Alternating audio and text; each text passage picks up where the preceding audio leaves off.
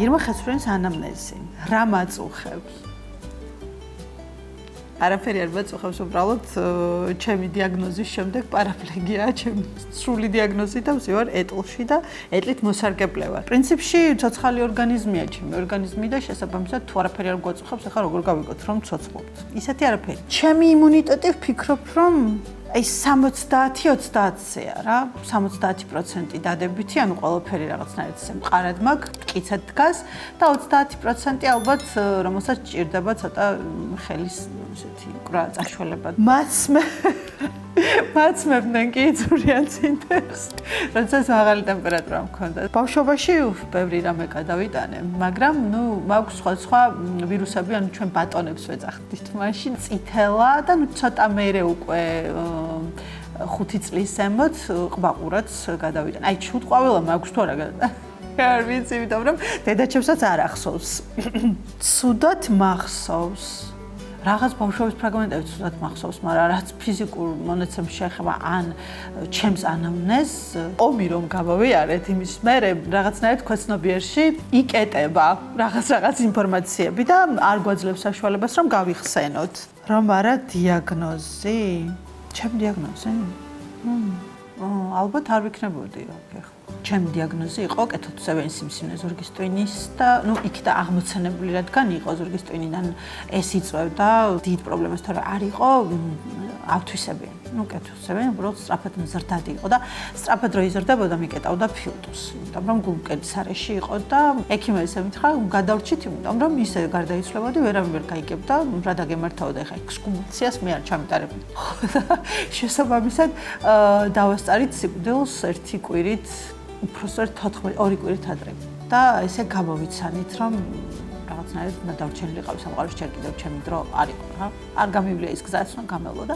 დღეს ალბათ ამ დიაგნოზის გამო ვარ ის ადამიანი, ვინც ვარ. ძიმე იყო რა თქმა უნდა, ხა მარტივი არასდროს არ არის პირველი ნიშანი რაც იყო, მარჯვენა ფეხი ცოტა მიბუჟდებოდა, ვერ ვწონდა. თინეიჯერი ვიყავ იმ პერიოდში და რაღაცნაირად არ მივაქცია ზედმეტი ყურადღება და იმ პერიოდში ჩემი ოჯახი მხოლოდ მამა და ჩემი ძმა იყო ჩემთან ერთად, იმიტომ რომ მთელი ჩემი მატრიარქატი მიგრაციაში არის დღემდე და რაღაცნაირად არც დედა არ მყავდა, რომ მეწუწუნა დედასთან რაღაც მткиოდა და ჩემი ეს ტკივილები უფრო ჩემი სიარულის მანერაში გადავიტანე, რომ ვაქციე რაღაცნაირად უფრო ჩვეულებრივ მოვლენად ვიდრე პრობლემად და ეს იყო ჩემი ძალიან დიდი შეცდომა. შესაბამისად ვფიქრობ, რომ მეტი ყურადღებაა საჭირო საკუთარი ჯანმრთელობის მიმართ და ვთვლი, რომ ყოველთვის შეგვიძლია პრევენციულად მივუდგეთ ყველა საკითხს და არასდროს არ შეგვეშინდეს ექიმების. ახლა თუ ისეთი ექიმები არ არიან მე 1-2-თან ვიყავი ქუთაისში, რომლებიც საერთოდ სხვა დიაგნოზი მითხრეს და რომლებიც უკვე სხვა დიაგნოზის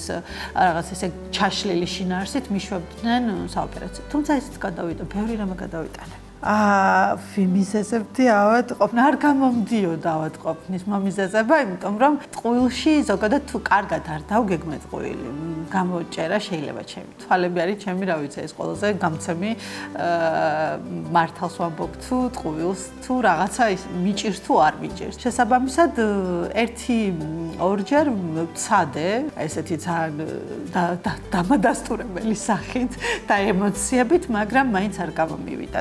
ემოციური ვარ, კი, ემოციური ვარ, ფეთქებადიც ვარ, მაგრამ ძალიან დიდი შრომაა საჭირო იმისთვის, რომ მე ავფეთქდე. დათმენის უნარი მაქვს საოცრად ხანგრძლივი. თუმცა ემოციური უფრო სენტიმენტალური ვარ რაღაცნაირად, აი უფრო ზოგჯერ მტირალა გოგო ვარ, ზოგჯერ. თან ისე რომ სხვას არ დავანახო ეს ყველაფერი, იმიტომ რომ რაღაცნაირად მგონია რომ აი ჩემს სიძლიერეს აკნინებს. ჩემპიონატებს რაც შეეხება ეს ჩემი აფეთქება, ემოციები ხელს მიშლის. მაგრამ ის აფეთქება და ისეთი ამბიციური ხასიათი ყოველთვის ხელს მიწყობს, რა თქმა უნდა, ვიყოს სრულიად განსხვავებული ადამიანი, სრულიად სხვა ირმა და რა ვიცი, ალბათ არაფერი დაბრკოლება არ შემიშლეს ხელს, მივაღწიო საწადელს და სასურველ შედეგს, როდესაც შეჯიბრზევარ. ხო, რაღაცნაირად გამომშავებული მაქვს და მინდა რომ ხშირად იყოს. მიმართავს ფსიქოლოგისთვის, რა თქმა უნდა, ეს დღეს ჩვეულებრივი მოვლენაა, მიმართავს, მაგრამ არ ნიშნავს რომ მყოლია. ცოტა ხნით ჩემს სფეროს სპორტს რაც შეეხება აქ ყველაზე მეტად გვჭირდება სპორტული ფსიქოლოგი რა თქმა უნდა და ჩემი მენტალური სტაბილურობისთვის სიმშვიდისთვის იმიტომ რომ ძალიან დიდი სტრესია ზეწოლა როდესაც პროფესიონალი სპორტსმენი ხარ და გიწევს სხვადასხვა დიდ ასპარეზებზე შენი პატარა ქვეყნის აი ესე წარმოჩენა საოცრად დიდი პასუხისმგებლობაა მიუხედავად იმისა რომ დიდი სიამაყის განცდაც არის და როგორც წაგება ისევე მოგება ჩვენ შემთხვევაში არის ზედმეტი სტრესი უფრო დიდი სტრესი რა თქმა უნდა ეხა არის როდესაც მარცხდები თუ კი ამას ეგუები რაღაც მომენტში და მე აანალიზებ რა თქმა უნდა ნიშნავს რომ უკვე პროფესიონალი ხარ მაგრამ მარცხთან შეგუება ძალიან რთულია როცა ყოველთვის გამარჯვების გზაზე მიდიხარ და ის სულ იმარჯვებ და საბოლოო ჯამში რაღაც ზოგჯერ გვხდება ხოლმე მუშტი წვერში და რაღაცნაირად განარცხებს ეს დამარცხება დაბლა. თუმცა ძალიან კარგი გაკვეთილია. გამარჯვება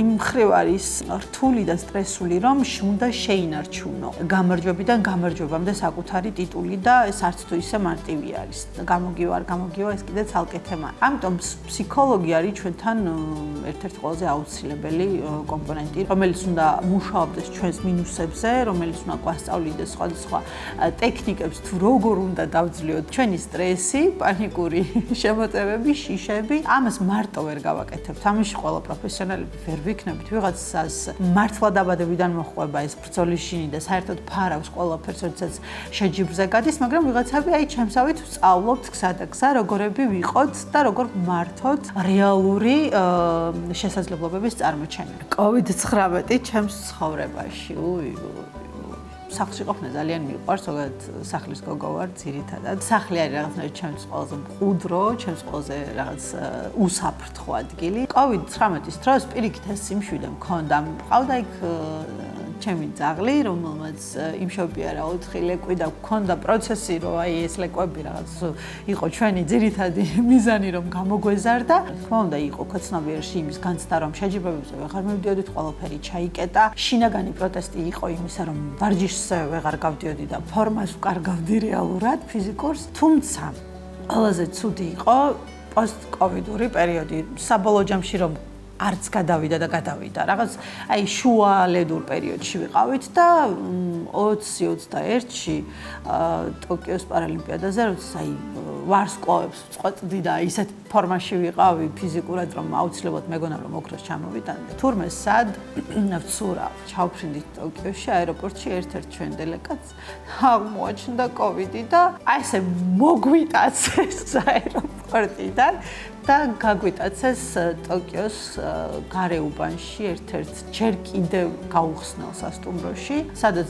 ჩვენ გავხსენით სეზონი და ჩვეულებრივად ვიცხოვრეთ 11 დღე ყველაფრის გარეშე. ერთადერთი რაც ყველაზე დიდი გამართლება ჩემთვის იყო, რომ ლუქსში მოვხვდი. ალბათ ეტლით მოსარგებლე რომ ვიყავი, გამითვალისწინეს, რომ პატარა სივრცეში ვერ ვიმოძრავებდი. ერთი წიგნი წავიღე და 60 ჯერ წავიკითხე. ჰაერზე არავინ არ გვიშვებდა. კარებს გავაღებდი, ესე დაცვა არ ჩანდა და კიბეებიდან აი ესე გამოყოფდა თავს. ყოველდღე აბსოლუტურად ყოველდღე ანალიზი, კონტაქტები ვიყავით და ამის გამო რაღაცნაირად ოკუპაციური პერიოდი მაინც 14 დღე ჩათვალეს რომ საჭირო იყო და ძალიან სუდად მახსოვს, იმიტომ რომ ამ ყველაფერმა იმდანად დამთრგუნა და ისეთი ცუდი ემოციური ფონი მქონდა, ისეთი სუდად წავიდა ჩემი შეჯიბრი, რომ ძალიან დიდი დეპრესია მქონდა ტოკიო 2021-ის მარცხის შემდეგ. მეორე COVID-ის გამონათება ჩემს ცხოვრებაში იყო რაღაცნაირად უკვე ვირუსად იქცა ჩვეულებრივ ვირუსად, როგორც აი ვთქვათ, ღურის გრიპი და ასე შემდეგ. არაფერი გადავიტანე ძალიან მარტივად. 2 დღე მქონდა რაღაც ტემპერატურა, მაგრამ მე-9 დღე, ნუ ოკუპაცია ხო არის რაღაც 14 დღე 21 და ჩემს მე-9 დღეზე აი რომ წიგნის კითხვის დროს ძალიან სუდად გავხდი ფსიქოლოგიურად. არ ვიცი რა მოვიკითხე წიგნში, მაგრამ წოლით მდგომარეობაში წიგნს რო კითხულობ, ხა წნევა არ უნდა დაგივარდეს რა. სტანდარტულად წნევა ამ დროს რეგულირდება, როდესაც წევ ხარ და მე ყველაფერი დავკარგი, ანუ ხელებს ვერ ვგრძნობდი, ტუჩი დამიბრუშდა, ანუ სხეულს საერთოდ ვერ ფეხებს ისე ვგრძნობ. იყო კარგი, მაგრამ აი ზოგადად რასაც ვხსოვ, მე ვცნობდი და ვიფიქრე რომ მკვდები ჩვეულებრივი ინსულტი მაგან რავი, გულის შეტევა და ჩემი დასვევნები რომ მომარტყი რაღაც ვიგრძნო, მიჩქმიტე, ჩემი და გიჟგავს, იმიტომ რომ მას ჩემზე მეტად ეს ეშინია მე როდესაც უნდა თქვა. მოკლედ გამოვიძახეთ სასწრაფოდ. დიაგნოზი ახლა რა უნდა დაისვათ, მითხრეს რომ არანაირი შეტევა, არანაირი ცუდად ყოფნა არის ნერვული ფონი და ეს ძალიან ბევრს დაიმართა ომიკრონის შემდეგ. მე შინოდა თავბრუს ხვევის, მე შინოდა ოდნავ თითიც რომ იბურსდებოდა უკვე მეგონა რომ დებოდი. ძალიან ცუდი რამეა ქოცნობიერი და ყველაფერს ცუდს იმახსოვრებს ზოგადად და ამიტომ უნდა შეგვეძლოს რაღაცნაირად საკუთარ თავთან ბრძოლა და ზოგჯერ მეგონა რომ ცოტა ვემსგავსებოდი ფსიქიატრიული პაციენტს, მაგრამ საბოლოო ჯამში ერთ-ერთმა ჩემმა ძალიან კარგმა ექიმმა მითხრა, რომ ვერანაირი წამალი, ტაბლეტი შენ ვერ გიშვებს, არ გაქვს ის სტადია, რომ რაღაცები დაგინიშნოთ. უბრალოდ საკუთარ თავს უთხარი, რომ ყველაფერი კარგად არის, სუნთქვითი თერაპიები, რომ ეს ნერვული შეტევები რაღაცნაირად დამეძლო და 2 წელი მართლა აი შეჯიბრებებსაც კი მქონდა, ოღონდ კონკრეტულად შეჯიბრის მერე. დღესდღეობით ძალიან მცირე დოზით არის დარჩენილი და მე ვთვლი, რომ ეს ჩემი ერთ-ერთი დიდი წარმატება და გამარჯვება არის კოვიდის პანდემიაზე. ვაიმე ხშირად დავდივარ ექიმებთან. მე მგონი ვარ ადამიანი, რომელიც სამ რამე დაიმართება მანამდე მინდის ექიმი. აი ესეთი გავხდი სწორედ 2 წლის წინ, როდესაც დამეწყო პრობლემები, აი ფსიქოლოგიური შიშები, აი რამე ხო არ ვკვდები, თითი რატომ მტკი, ხო არ მოვკვდი. იმიტომ რომ როდესაც ეს არ გავაკეთე, აი ესე უცებ მოულოდნელად 20 წლის შემდეგ გავარკვიე, რომ მარჯვენა თირკმელი საერთოდ არ მუშაობდა ჩემი. იყო ჰიდრონეფროზი, ანუ წყალში მქონდა მარჯვენა თირკმელი და საბოლოო ჯამში დამჭირდა ამოღება. არ ვიცი, აი მილიონი ეკოსკოპია, მუცლის ღრუს, თირკმლის, ანუ აბსოლუტურად ყოფილი რომ ჩემი მდგომარეობა არის მდგომარეობა, რომელიც რეალურად ხო რეაბილიტაციის თემას და პლუს აი პროფილაქტიკის მიზნით რაღაცები აუცილებლად უნდა 6 თვეში ერთხელ მაინც უნდა შეიმოწმო რა. და მეც იგივეს 6 თვეში არ შეიძლება 3 თვეში ერთხელ შევიმოწმო. ანუ უფრო ადრე თუ რამე ისეთი გამეფიქრა. ხო, აი ჩემი ყურადღებობის გამო -1 თირკმლით ვარ, მაგრამ მარცხენა გადასარევად მუშაობს თვეში ერთხელ აუცილებელია, რომ დარწმუნებული იყოთ, მშვიდად იყოთ, ჯანმრთელობას ეხება, იმიტომ რომ ეს არის ერთადერთი ძვირფასი საგანძური, რომელსაც აი ვერანაირი თანხებით, ვერანაირი მეთოდებით ვერ ავინაზღავრებთ, ვერ გამოვასწორებთ, ვერ გამოვაკეთებთ, გავაუმჯობესებთ. ბებია ჩემი თყოდა ხომ ეს ჰად იყო ჩვენ დროს ახლა შემოწმებები, მაგრამ ეხლა ხო არის. ამიტომ ვის როგორც გვაქვს საშუალება დროის, ფინანსური, მე მგონი არის რაღაც ანალიზები, რომელიც მადლობა ღმერთს დღესდღეობით შეიძლება იყოს ან ნაკლები ფასით, ან საერთოდ უფასო. მიეცით თავისუფლება, რომ იყოთ მშვიდად. ალერგიული ვარ ბოლო პერიოდში, საერთოდ არაფერზე არ ვიყავი ალერგიული. მეგონა რომ ლაქტოზაზე მქონდა რაღაც რძეში. არ მინდოდა რძეს არ ვსავდი ცხოვრებაში, არ დავლევ მეთქი, მაგრამ ჩემ დასაბედნიეროდ გამოვიდა მცენარე უცხიმზე დამზადებული რძე. ალერგიული ფონი მაქვს რაღაც დახურულ სივრცეზე, ანუ უფრო კონდენსირებაზე, შეიძლება იყოს მეიქაპზე ცოტა, მაგრამ აი ესე ქრონიკული ალერგია არაფერზე არ მაქვს. უიმე ფობიები ხარე, მაქვს ფობიები, კი, მაგრამ კი არ ვიტყვი ახლა. ვაიმე, ბევრი ფობია მაქვს. რა ჩავოყვე, აი წერებიდან დაწყებული, სად დავამთავრო არ ვიცი. ყველაზე მეტად ობობა და კალის მეშინია და რა ვიცი, ხმააღლა რომ ამბობ ხა შეიძლება არც იყოს კარგი, მაგრამ მაინც რატომ უნდა შევზღუდო საკუთარი თავი, მეშინოდა სიკვდილის. ყველას ხო გვეშინია, მაგრამ მე ძალიან მძაფრად მეშინოდა და ამაზე ხო არ ვფიქრობთ ხოლმე. და მე ხშირად მეფიქრებოდა, იმიტომ რომ რამე რომ წამომტკიცებოდა, შიში იყო ეს, რომ თითი მტკივა, ვაიმე ვკვდები. გულის არეში მეტკინა გული შეტან. ყველაფერს ვაძლევ რაღაც მინდა რომ ვუპოვო კავშირი, რაღაც აი რატომ არ ვიცი. წუხარ რომ სამედიცინო განხრით მე არ წავედი და ჩემი თავი უკეთესად მე არ შევისწავლე. თუმცა ხო მქონდა ეს ფობიები, ეხლა არ მაქვს. ჯანსაღი ცხოვრებით ვცხოვრობ. კი, მეტნაკლებად ჯანსაღი ცხოვრებით ვცხოვრობ. მე მგონი საერთო მცნება, მაგრამ ყველას ინდივიდუალურად აქვს თავისი მეტაბოლიზმის ორგანიზმის გამო, ვისთვის რა არის სიჯანსაღე. მოდი მე ვიტყვი რომ ჩემთვის ცოტა სწორი კვება, ჯანსაღი კვება, ანუ თავისი კალორიულობით, რა თქმა უნდა, რომელიც წონაში ვერ მაგლებინებს, მაგრამ კუნთს მინარჩუნებს და ეს კუნთი მჭირდება ვარჯიშზე. თუმცა პორცია, ანუ რაოდენობრივად ვზღუდავ და შესაბამისად ვიღებ იმ კალორიებს, რა კალორიებიც მჭირდება.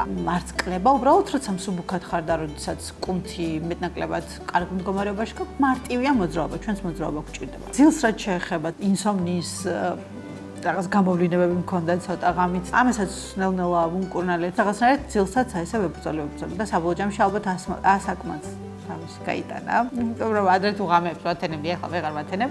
რაც შეეხება ვარჯიშს, შეიძლება არ იყოს ეს ფარიკაობა ყოველდღიური, თუმცა რა თქმა უნდა ყოველდღე ვარჯიშობ. დასვენების პროცესში მაინც მაქსიმუმ 2-3 დღის დასვენების შემდეგ აუცილებელია რომ კუნთი ანუ არ დაკარგოს სრულად. ეს გაძლევს არმოდუნების საშუალებას, ამიტომ სახლში რაღაცებს ვაკეთებ. გაწელვებს, ცოტა რაღაც მსუბუქ ვარჯიშებს, რომელიც მეხმარება ფორმის შენარჩუნებაში. წყალი არ მიყვარდა თავიდან, ვერ ვსვავდი, არ მახსენდებოდა საერთოდ წყალი რომ უნდა დამელია, მაგრამ ნელ-ნელა აი ესე ჩემო თირკმელმაც განაპირობა, იმიტომ რომ მითხრეს რომ მეორე ხა ერთი გაგდათ წყალი აუცილებელი. რა პროდუქცია ვერ ვამბობ უარს, თხილეული მიყვარს საშინლად, მიუხედავად იმისა რომ შეიძლება ალერგიული გამონაყარი გამოიწვიოს ნებისმიერ შემთხვევაში, აი ვცდილობ ნუში, რომელიც ალერგიას მეტნაკლებად არ ვარ ალერგიული ნუშსა და იმდა ქეშიუ, ან რაღაც ისეთი თხილი, ჩვეულებრივი თხილი, ქართული თხილი მიყვარს, გიჟდები, მაგრამ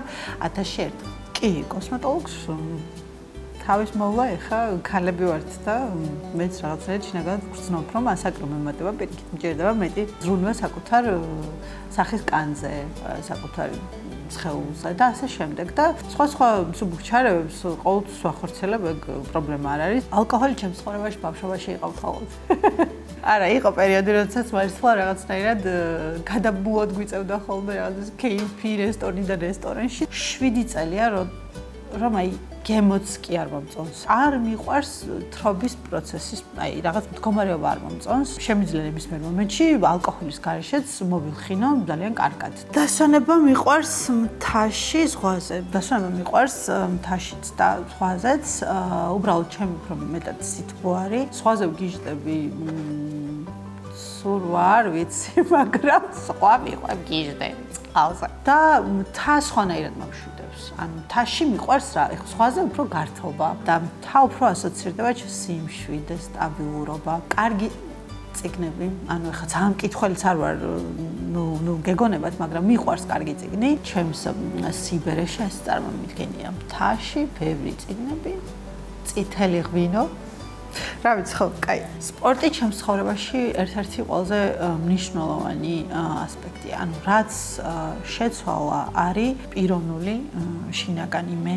შეცვალა ჩემი ცხოვრება, საერთოდ თავდაყირა დააყენა ჩემი შეხედულებები სპორტთან დაკავშირებით. მე რომ მეგონა რომ დისციპლინა მქონდა. წესრიგი მიყვარდა, მოწესრიგებული გოგო ვიყავი. მე რომ მეგონა რომ საერთოდ არაფერს არ მეშინოდა ცხოვრებაში. მე რა ეკაცო ახლა შეჯებზე გახვალ მე რა ოპონენტი გაყოლება მე რა ახლა მოიგებ აბა რა სიზამ. თურმე რამდენი რამ უნდა ისწავლო, თურმე რამდენი რამ გაქვს შინაგანში და არიცი. თურმე უი ძლიერი ყოფილხარ, აღმოჩნდება უცებ. შეცვალა ჩემი დამოკიდებულება შეზღუდული შესაძლებლობის მქონე პირების მიმართ, იმიტომ რომ რა თქმა უნდა არ მქონდა ახლა ესეთი როგორც ძირითადად მაშინ სოციუმს მქონდა ეგ დამოკიდებულება, თუმცა მეც არ მქონდა ბევრი ინფორმაცია საწყისში. მეც მქონდა გარკვეული კომპლექსები, მეც მქონდა იმის შიში, რომ გარეთ რომ გავიდე სხვა როგორ შემხედავს. რაღაცნაირად დამნაშავე მეგონა საკუთარი თავი ჩემ მდგომარეობის გამო. მე მერიდებოდა მე მცხონოდა, რომ გარეთ ეტლით მოძრავდი. მე ყველაზე მეტად ზოგადად თვალებს ვიმახსოვრებ ადამიანების და სახის ნაკვთებს. აქედან გამომდინარე, თვალები ყოველთვის გასცემს იმ ენერგიას, რაც გაქვს შიგნით. თვალი ასხივებს ან თვალია ჩამქრალი, ხო ეგრეა და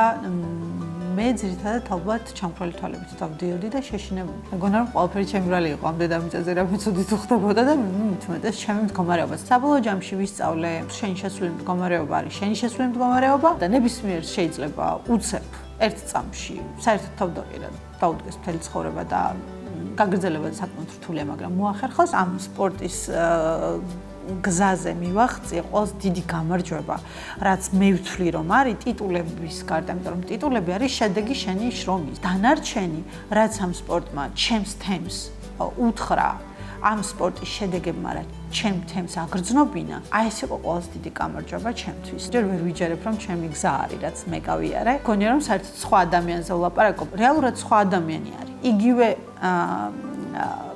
სხეულში უბრალოდ ძალიან ბევრი რამე შეიცვალა. ეს არის სპორტის დამსახურება. სპორტი იყო ერთ-ერთი გარდამტეხი, რომელმაც მიმახვედრა, რომ საკუთარი თავი უნდა მივიღო და მიყვარდეს ისეთი, როგორიც ვარ. მადლობა ჩემს დიდ მაესტროებს, რომ მიპოვეს, გადაწყვიტეს, რომ საქართველოში პარაფარიკაობა ზოგადად დაეფუძნებინათ და მერე განევითარებინათ და მე აღმოჩნდი რაღაცნაირად ერთ-ერთი კარგი მასალა მათთვის გამოსაძერწი. ვეცდები, რომ ის შედეგები, რაც მთელი 11 წლის მანძილზე მქონდა და გქონდა გუნდს, ჯერჯერობით კიდე ესე ღირსეულად ვატარო. მანამ სანამ დასრულებაზე წავალ და მე უკვე ალბათ ეს აუცილებლად უნდა გაუზიარო პატარა მოფარიკავეებს. ძალიან ბევრი პრობლემა გვაქვს, სოციუმში ძალიან ბევრი პრობლემა გვაქვს, მაგრამ 10 წლის წინ ვერც კი წარმოვიდგენდი, რომ დღეს აქ კამერის წინ მე ვისაუბრებდი ამ თემებზე. საფუძვლიანი შეგრძნება მაქვს, რომ დღეს საქართველო ამაყია ჩვენით. საქართველო მადლობას გვეუბნება, ჩვენი გულშემატკივარი მადლობას გვეუბნება და რეალურად დღეს